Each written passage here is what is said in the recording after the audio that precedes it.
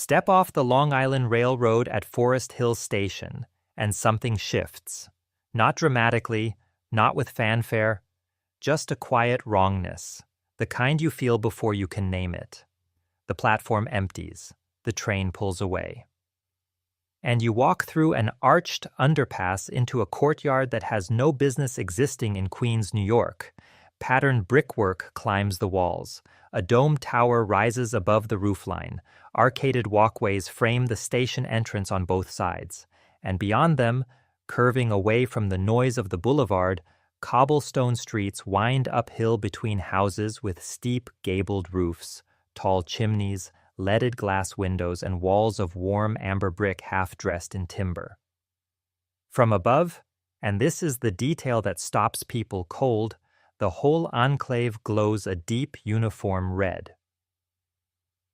Hundreds of clay tile roofs, mandated by design, producing what aerial photographs have always called a sea of red rooftops.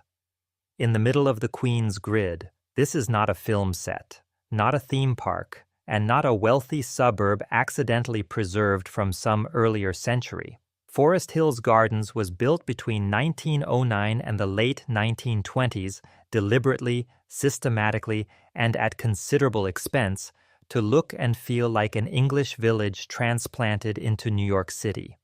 Every curve in the street, every lamppost, every arched doorway, placed with intention. That gap between appearance and origin, that is what makes Forest Hills Gardens worth examining. This community was built on a promise, and then it was built on its opposite. This is the story of how it happened, who built it, who was allowed to live here, and what it means now that the tiles have aged and the price tags have climbed far beyond anything its founders ever imagined. In 1906, the Cord-Meyer Development Company assembled hundreds of acres of farmland in central Queens, renamed it Forest Hills, and began laying out a residential grid north of the Long Island Railroad tracks. 3 years later, the Russell Sage Foundation, endowed in 1907 with the fortune of the recently deceased railroad financier Russell Sage, purchased 142 of those acres on the south side of the tracks. For a different purpose entirely, not speculation, not standard suburban development. An experiment. The foundation's stated goal was to demonstrate that decent, healthy housing could be provided for working people at modest cost, close to the city, with green space and fresh air, and the kind of environmental dignity that Manhattan's tenement districts had never offered. They hired Frederick Law Olmsted, Jr., son of the man who designed Central Park, to lay out the streets and landscape.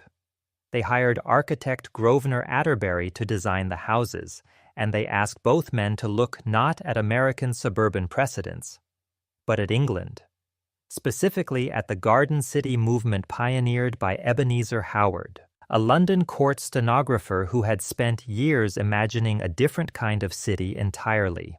His 1898 book proposed self-contained communities combining urban vitality with rural greenery, curving streets, shared parks, architecture scaled to human beings rather than speculative land returns. American reformers rid Howard closely, and the Russell Sage Foundation decided that this, scaled-down, transit-connected, adapted to New York's particular conditions, was the experiment worth running. What Olmsted and Atterbury produced was something New York had never seen. Curving, tree-lined streets replaced the grid. Small parks and shared greens appeared at intersections and lane ends. Houses were positioned to allow light and air from multiple directions. Station Square, the civic heart of the development, framing the rail station with arcades, towers, and patterned masonry, was designed to read as a village gateway rather than a transit hub. You were entering somewhere set apart, somewhere that had made a deliberate decision about what kind of place it wanted to be. The architectural style chosen was Tudor Revival, steep gabled roofs, half-timbering on upper facades, tall corbelled chimneys, casement windows with leaded glass, arched front doorways framed in stone. These were not random choices. Tudor revival was a language, and it said specific things: solidity, tradition, rootedness. The suggestion of something built not for a season, but for generations. Paired with Olmsted's winding streets and the foundation's coordinated materials, red tile roofs, matched lamp standards, consistent setbacks, the Tudor vocabulary produced something powerful.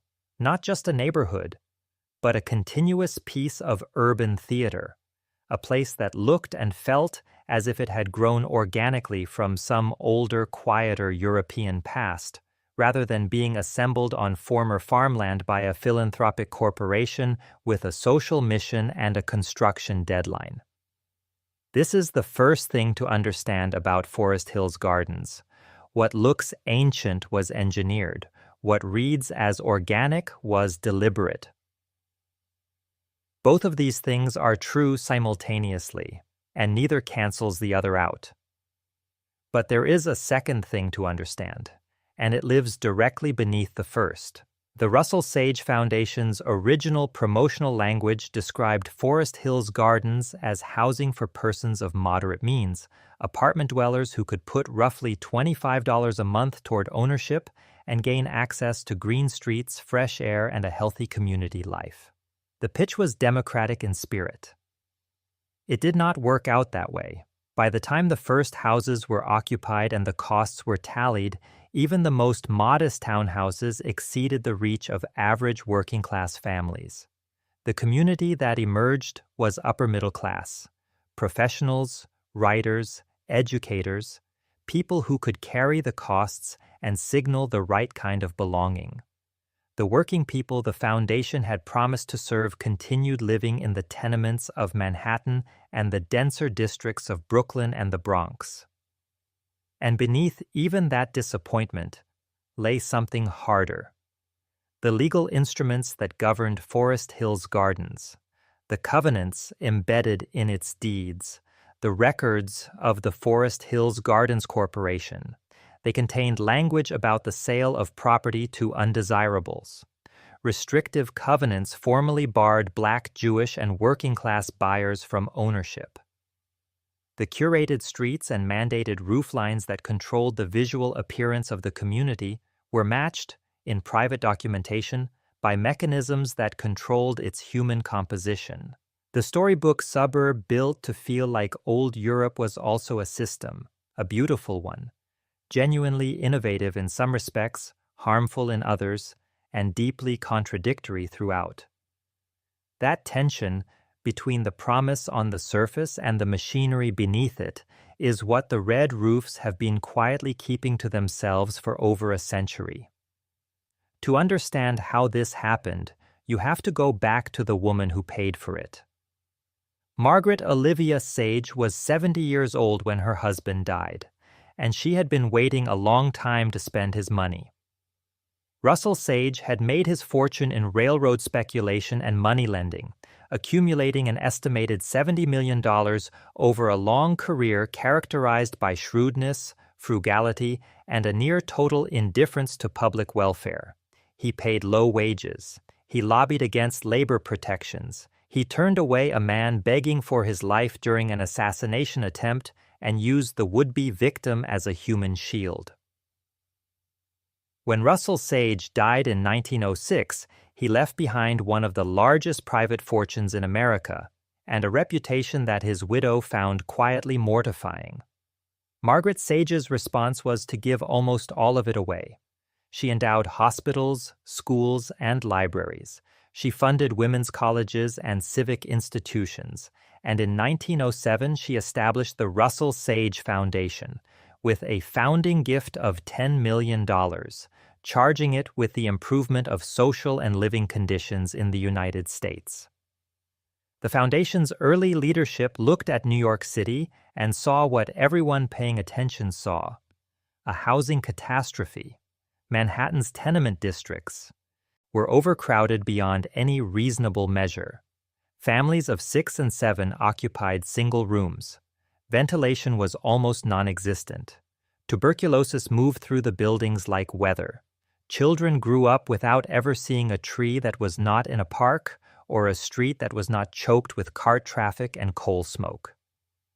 The foundation wanted to demonstrate an alternative, not charity housing, not slum clearance, something more ambitious, a proof of concept, a working model of what housing for ordinary people could look like if someone with capital, taste, and genuine social intention actually tried. They found their idea not in America, but in England. Picture a construction site in Queens, sometime around 1913, not men hauling brick by hand up timber scaffolding, not masons laying courses one by one in the slow rhythm of traditional masonry. Instead, something stranger and more modern. A crane swinging enormous precast concrete panels through the air, each one cast off-site, each one numbered, sequenced, designed to slot into position like a component in a very large, very expensive machine. Within days, the skeleton of what would become a Tudor revival cottage had risen from a Queen's lot at a speed that traditional building could not have matched. This was Grosvenor Atterbury's system.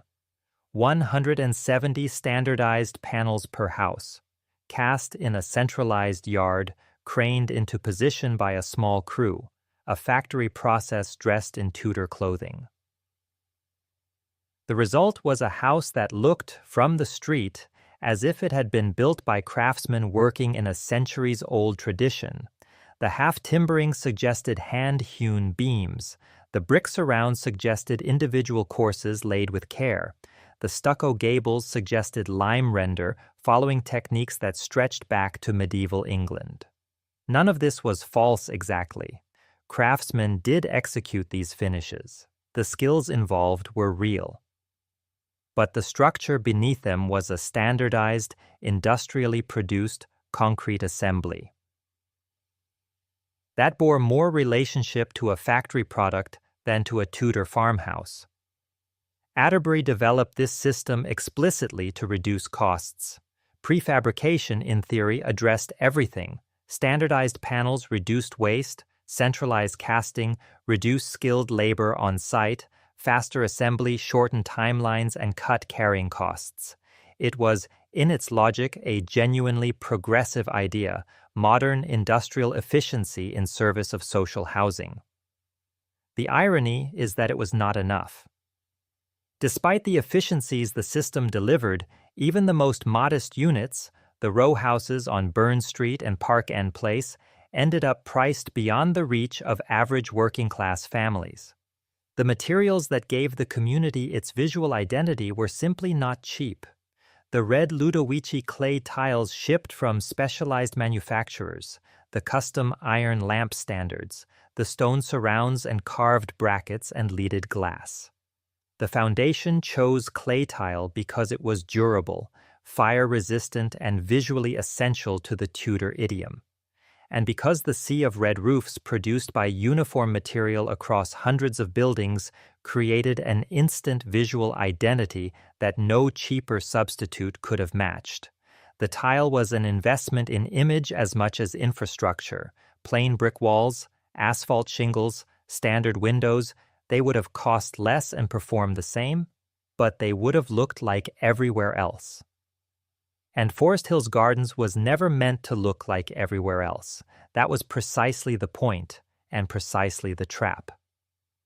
The workforce that built all of this was drawn overwhelmingly from New York's immigrant communities, Irish, Italian, German, and Eastern European laborers and craftsmen who dominated the building trades in early 20th century New York. The masons who laid the decorative brickwork lived in the Bronx and Brooklyn. The laborers who mixed concrete and hauled panels lived in the tenement districts that Forest Hills Gardens was supposedly designed to replace. The craftsmen who installed the leaded glass and carved the stone surrounds would not, under the covenants that governed the completed community, have been considered eligible to buy the houses they built. What Atterbury's panels ultimately produced was not affordable housing. They produce the infrastructure of a particular image, the image of an English village, settled and ancient and aesthetically coherent, assembled at industrial speed on a Queens farm site, and sold to professional-class New Yorkers who wanted to believe they were buying something that had grown organically rather than been manufactured deliberately. The machine beneath the medieval skin worked exactly as designed. It built the illusion efficiently, durably, and at scale. What it could not build, what no amount of engineering ingenuity could deliver within the foundation's actual constraints, was the promise that had justified the whole enterprise in the first place. The red tiles went on the roofs, the cranes lifted their panels, and the masons laid their decorative courses. And in the offices of the Sage Foundation Homes Company, quietly and without public announcement, the arithmetic of what had actually been built was being reconciled with what had been promised. The numbers did not match. They had never been going to match. But the houses were beautiful. That, at least, was unambiguously true. Somewhere in the records of the Forest Hills Gardens Corporation, there is a file. It does not announce itself dramatically. It sits among administrative documents, committee minutes, and correspondence, the ordinary paperwork of a private organization managing a residential community in Queens. But its subject matter is not ordinary. The file concerns the sale of property to undesirables. It records institutional deliberations about who should be permitted to buy into Forest Hills Gardens, and it reflects the corporation's engagement with New York's Ives Quinn anti-discrimination bill, legislation that threatened to limit the private enforcement of exactly the kinds of exclusions the corporation had been quietly administering for decades. This file is not an aberration. It is the document that explains everything else. Forest Hills Gardens was governed from its earliest years by a set of legal instruments called declarations, issued by the Sage Foundation Homes Company, which imposed land use and architectural restrictions across the community. These declarations gave the corporation authority to enforce design standards, approve alterations, and maintain the visual coherence of the enclave. But embedded within the broader framework of deed covenants that governed property transfers were restrictions of a different kind, restrictions that had nothing to do with roof lines or window specifications, and everything to do with race, ethnicity, and class. Restrictive covenants barring the sale of property to Black, Jewish, and working-class buyers were standard instruments in American residential development throughout the first half of the 20th century. They were legally enforceable until the Supreme Court's 1948 decision in Shelley v. Kramer ruled that judicial enforcement violated the Equal Protection Clause. What made Forest Hills Gardens distinctive was the combination: an institution publicly committed to democratic housing reform, operating a community whose private legal architecture actively enforced the opposite. The Russell Sage Foundation had founded the Gardens to demonstrate that good housing could be delivered to ordinary working people. Theodore Roosevelt had stood in Station Square and lent his presence to the experiment. Architectural journals had celebrated it as a milestone in American planning. And throughout all of this, the deeds being signed contained language that ensured the community's benefits would flow only to a carefully selected subset of New Yorkers. Understanding what this meant in practice requires stepping briefly outside Forest Hills Gardens and looking at the city around it. In the 1910s and 1920s, Black New Yorkers were navigating a housing market of almost complete exclusion. The Great Migration was bringing hundreds of thousands of African Americans north from the Jim Crow South, and they arrived in a city where covenants, informal steering by real estate agents, and outright refusal by landlords confined them to specific districts, regardless of income or professional status. A Black doctor or teacher earning a salary equivalent to the white professionals buying into Forest Hills Gardens could not buy into Forest Hills Gardens. The covenant did not ask about income or character or taste in architecture. It asked about race, and it answered the question in advance.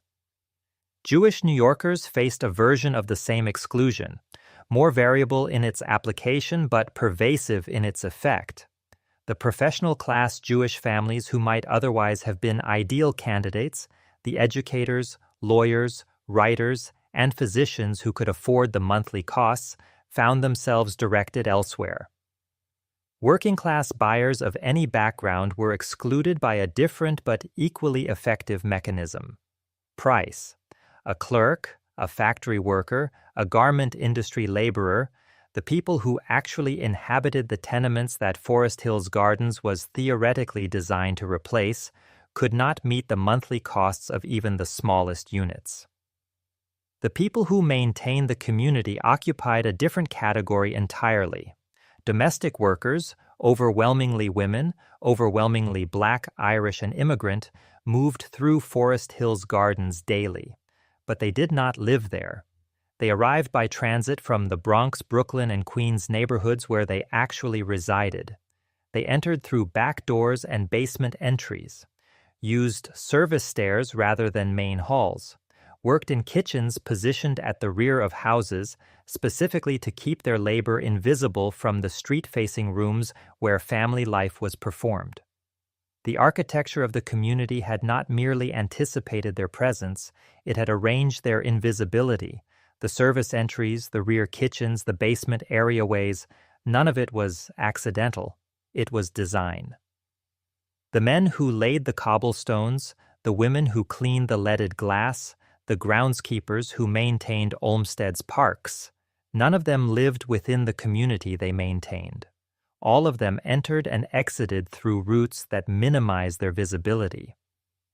The Forest Hills Gardens Corporation administered this system with the quiet efficiency of an institution that considered its arrangements normal. The file recording the corporation's deliberations on the Ives-Quinn bill does not read as the document of people who considered themselves villains. It reads as the document of people who considered their preferences reasonable, their standards defensible, their community worth protecting. This is perhaps the most uncomfortable thing about it. The men and women who enforced exclusion at Forest Hills Gardens were not, for the most part, extraordinary bigots. They were ordinary professionals, operating within a framework that their society had constructed, legalized, and normalized. The assumption that a community had the right to determine its own social composition, that social composition was a legitimate planning concern, was shared across the political spectrum. What Forest Hills Gardens reveals is not the exceptional cruelty of particular individuals. It reveals the ordinary functioning of a system in which beauty, planning quality, and social exclusion were not in tension. They were collaborators. The red tile roofs and the restrictive covenants were both products of the same institutional logic, both instruments of the same fundamental project, the creation of a community where everything, including the people, would be controlled. The storybook suburb looked the way it looked because someone had decided in meticulous detail exactly what it should look like, and it was inhabited by the people it was inhabited by, for exactly the same reason. On a summer afternoon in 1923, the Westside Tennis Club opened its new stadium at Forest Hills Gardens, and the United States National Championships came with it. 14,000 people filled the horseshoe stands. VT, best players in the world, moved across the grass courts while the Tudor rooftops of the enclave rose behind them, red tiles catching the afternoon light. Reporters described the setting as unlike any sporting venue in America, part country club, part English village, part civic occasion. The combination of elite athletics and picturesque domesticity was exactly the image Forest Hills Gardens had always intended to project, a place where cultivated people lived, cultivated lives, where sport and architecture and community reinforced each other into something that felt, from the inside, entirely natural. This is what life looked like at the peak of the storybook. The people who bought and rented here in the 1910s and 1920s were not simply acquiring shelter. They were acquiring a position, a statement about the kind of people they were and the kind of life they intended to live, in a city where address communicated everything. Living in Forest Hills Gardens carried a specific and carefully calibrated signal. The signal was not primarily about wealth. Manhattan had neighborhoods far more expensive, families far more ostentatious. What Forest Hills Gardens communicated was something subtler and in some ways more powerful than raw money. Taste, restraint, the ability to recognize and inhabit good design. Walking out of your front door in Forest Hills Gardens in 1920 meant stepping onto a cobblestone lane bordered by mature street trees with the gabled rooflines of neighboring houses creating a continuous, carefully composed streetscape. No billboards, no jarring intrusions of speculative architecture. The lamp standards matched, the setbacks aligned, the materials harmonized, because the architecture committee had ensured they would. A resident walking those lanes in 1922 could name their neighbors 3 houses in either direction, because the architecture committee approval process meant everyone had gone through the same slow, deliberate gate. The street was a shared project, and everyone on it had been selected to belong to it. What emerges from all of this, the tennis stadium, the morning commutes, the cobblestone lanes and coordinated rooftops, is a community that had mastered the art of making exclusion feel like culture. From inside the storybook, that story was genuinely seductive. In many respects, it still is. By 1929, most of the original lots in Forest Hills Gardens had been built out. The experiment was, in the narrowest sense, complete.